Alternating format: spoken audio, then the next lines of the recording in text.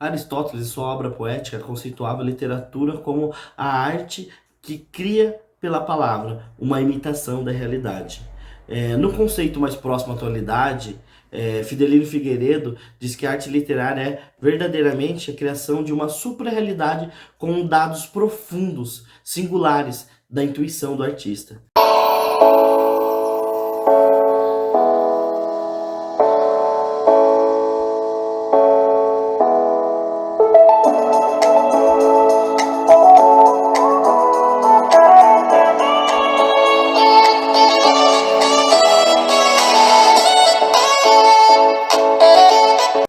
Podemos considerar, então, que a literatura é a arte da palavra baseada na criação, na invenção de um artista ou escritor que cria essa supra-realidade, que seria a obra literária em si.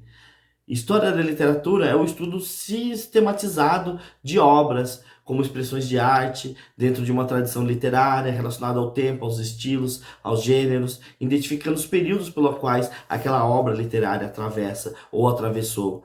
Já o estilo é um modo peculiar que cada escritor tem para exprimir esse pensamento com palavras, de criar essa supra-realidade. O estilo é a forma que o escritor decide, né, criar essa supra-realidade, como foi dito.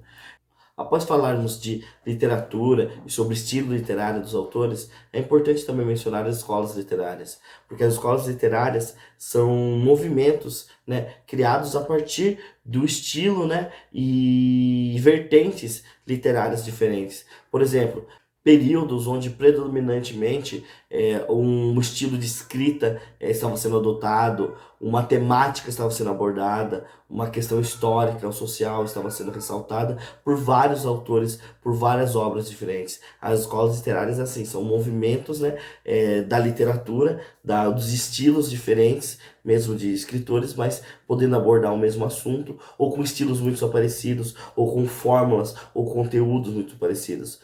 Então, as escolas literárias são designações que se dão a grupos de escritores filiados a determinado gosto, ideias ou atitudes literárias. São movimentos artísticos em massa.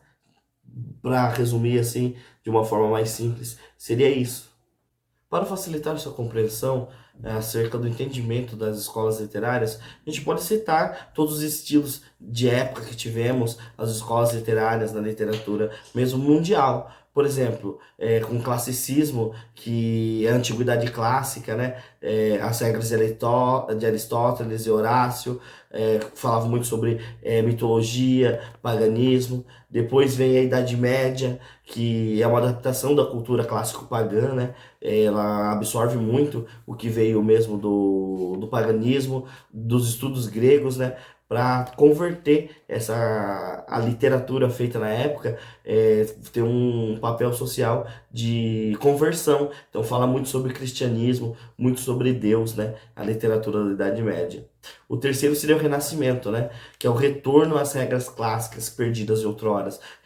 Retorno digamos, a busca pela literatura perfeita que o classicismo propôs na época dos gregos. É o homem em equilíbrio, a busca do homem pelo equilíbrio.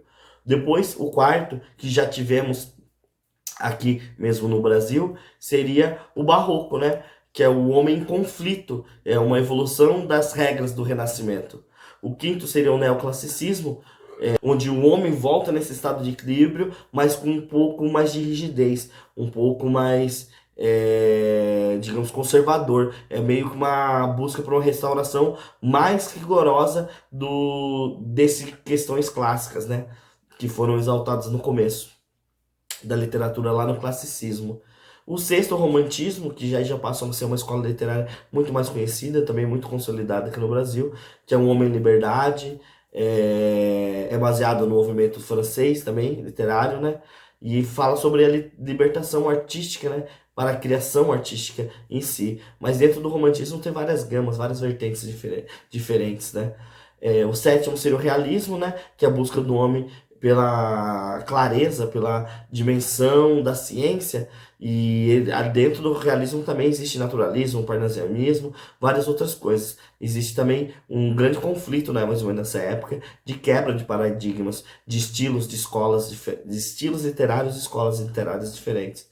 O oitavo seria o simbolismo, que é a busca do homem para a dimensão mais psicológica, o homem e a alma, são questões mais abstratas, mais simbólicas que são abordadas no simbolismo.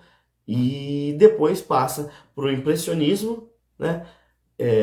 Que é a criação artística através da impressão real daquilo, da impressão que a pessoa tem de certo acontecimento, de certo lugar, certo objeto, enfim. E depois passa por um modernismo, que entra cubismo, dadaísmo, futurismo e várias outras coisas nesse aspecto da arte em geral. Porque todos esses movimentos que estamos falando, eles servem para a arte em geral, não só para a literatura em si. É claro que a literatura foi influenciada por muitos deles e existiram escolas literárias baseadas nesses estilos de épocas, que esses são estilos de épocas, mas todos eles com certeza influenciou a literatura em si e influenciou principalmente as escolas literárias, até porque temos muitos nomes desses estilos de épocas que são os nomes de próprias escolas literárias da literatura, como romantismo, realismo, barroco, enfim, dentre outros.